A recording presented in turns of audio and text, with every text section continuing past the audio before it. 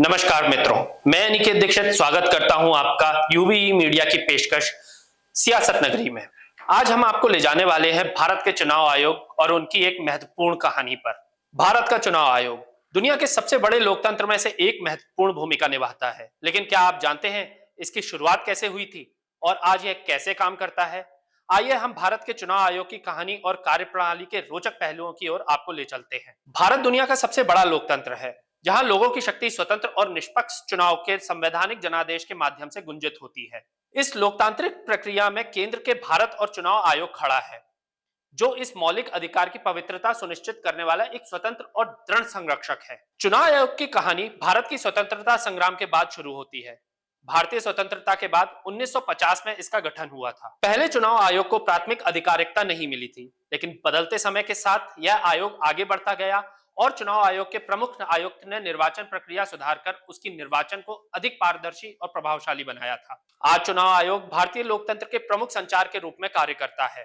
यह आयोग मुख्य चुनाव आयुक्त और 2 चुनाव आयुक्तों से मिलकर बनता है। चुनाव आयोग चुनाव प्रक्रिया के विभिन्न पहलुओं की निगरानी करता है, जैसे कि मतदाता सूची तैयार करना, मतदान और मतगणना।